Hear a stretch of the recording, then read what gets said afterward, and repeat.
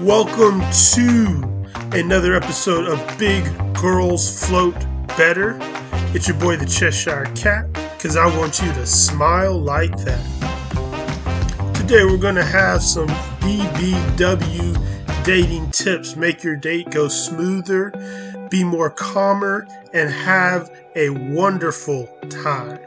Alright guys, so we're going to get into BBW dating tips. We're going to segue into it, but first I want to start you off with a thought exercise. Okay, so if you're single, or even if you have a partner, you just got started, one of the questions you might ask yourself is, okay, what are you looking for? And the question you might ask the other person, what are you looking for? So in other words, what are the important factors in a relationship? So you can answer that question in the comments. What are the important factors for you in a relationship?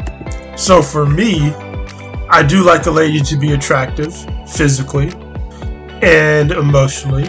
I do like a person who is aware of other people's emotions, puts things kindly, doesn't just, say things very harsh and rude. And that's going to be different for everybody. That's the things I like off the top of my head. A kind person, a generous person, a person who is obviously smart, has some brains, beautiful. Like I said, I like an attractive woman. And you can put what you think you want in a person in the comments. But here's a thought exercise. Let's say two people, we'll do it male-female. Two people get stranded on a deserted island, don't know whenever help's going to be. Let's say in this scenario they end up being there for a while. We'll leave the time frame up to you. And these two people could be completely different race, different religions, different age groups. As we said, they're male-female, they're different sex, different political influences, different in every single way. If you're one of those people, would you be able to put your differences aside to come together for survival? You got to come together to build some shelter, maybe build some weapons to protect yourself from any, wild animals that might be on this island, tools for fishing or hunting, whatever it is. Would you be able to come together? I think most people probably say yes. Put all those differences aside, let's come together and survive. But then also, the follow-up question is, okay, would those two people eventually seek a romantic relationship? Remember, you're the only two people, right, on this island. And I'm thinking most people probably would, not day one, but eventually, because you're spending all your time together, you're watching each other's back, you are all the other person has, so you probably would end up in a romantic relationship with that person sooner or later. So then, going back to the original question, what are you looking for in a partner? Do we have too many, let's say, artificial requirements?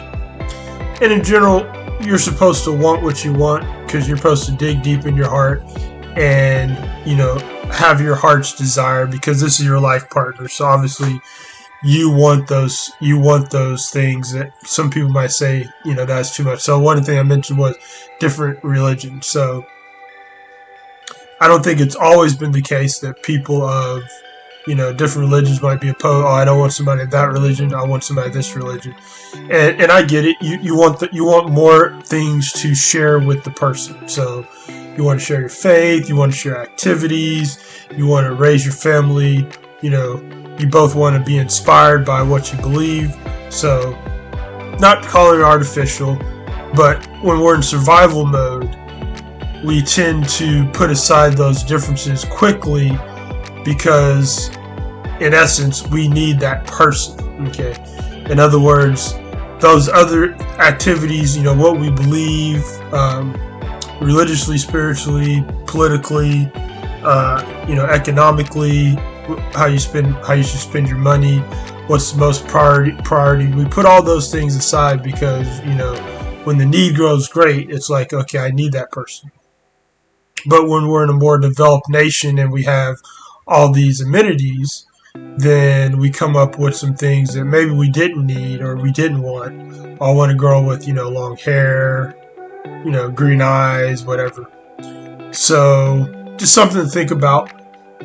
So moving along, I want to go over this article found on the web. Very interesting. From Ravishly. And the title is Big Fat Love, 5 plus-size couples show that Valentines comes in all shapes and sizes. So I'm not going to read all of it. Starts off with some body positivity, but then I will go into some of the couples and what they have to say. First couple, Sabrina and Addison, and what they have to say is, in the beginning of our relationships, trolls on Instagram went out of their way to say really vile things. She starts off. That he was desperate and that he's an enabler. He didn't really care about me because he allowed me to be fat. Plus size model and reality TV personality Sabrina Severance tells ravishly of her relationship. It was exhausting, but my amazing followers had our back, and now it's nothing but love for us. Everyone deserves love, it doesn't matter. What makes me happiest in our relationship is our ability to just be ourselves. I have dated or tried to date other men, and they were constantly trying to make me be someone I wasn't. We are happy together because we are comfortable being our silly, nerdy self. So, yes, excellent. I like what they're saying here.